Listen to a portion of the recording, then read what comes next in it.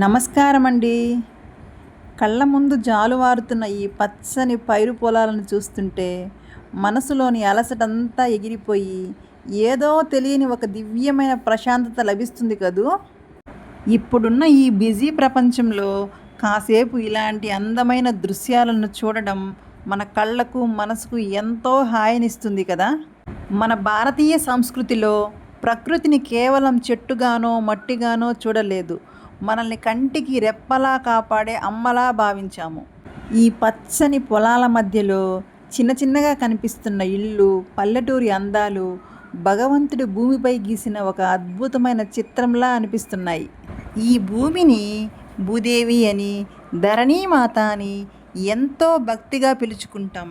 అంతటి సహనం కలిగిన భూదేవి పచ్చని పట్టుచీర కట్టుకుంటే ఎంత అందంగా ఉంటుందో ఈ పొలాలు సరిగ్గా అలాగే మెరిసిపోతున్నాయి కదా. ఒక్కసారి దూరంగా పైకి అలా ఆకాశాన్ని చూడండి. ఆకాశాన్ని తాగుతున్నట్లు పెద్ద పెద్ద చెట్లు, అనంతమైన ఆ నింగి ఈ ప్రకృతి సౌందర్యాన్ని మరింత పెంచుతున్నట్టు అనిపిస్తుంది. ఇక్కడ చూడండి వేదాంశి ఏం చేస్తుందో. అనంతమైన ఆ ప్రకృతి పచ్చదనాన్ని మొత్తం తన అరచేతిలో నింపుకోవాలని ఎంతో ఆశగా చూస్తుంది. నిజంగానే వేదాంశి అరచేతిలో ఈ పచ్చదనం అంతా నిండినట్టు అనిపిస్తుంది కదా.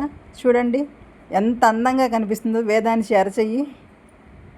ప్రకృతి మన నుండి ఏమీ ఆశించకుండా స్వచ్ఛమైన గాలిని, తాగే నీటిని, కడుపు నింపే అన్నాన్ని ఇస్తూ ఒక అమ్మలా మనల్ని చూసుకుంటుంది. ఈ పచ్చని పొలాలు ఇంత అందంగా జాలువారడం వెనక ఈ దేశానికి వెన్నెముకలా ఉన్న రైతన్నల కఠోర దీక్ష ఉంది. ఎండనక వాననక మండు టెండలో చెమటోర్చి అర్ధరాత్రి కూడా పొలాల్లో బురదల్లో నిలబడి శ్రమించి అన్నదాత పండించే ప్రతి ఒక్క మెతుకు ఒక పవిత్రమైన యజ్ఞంతో సమానం. లోకానికి అన్నం పెట్టే రైతన్న శ్రమ వల్ల ఈరోజు దేశం మొత్తం కడుపు నిండి ప్రశాంతంగా నిద్రపోతుంది. మన గ్రంథాల్లో కూడా అన్నాన్ని ఎప్పుడూ గౌరవించాలని చెబుతున్నాయి. ఈ వీడియోలోని ప్రకృతి అందాలు మీకు నచ్చినట్లయితే లైక్ చేయండి, షేర్ చేయండి, సబ్స్క్రైబ్ చేసుకోండి. బాయ్ అండి అందరికీ.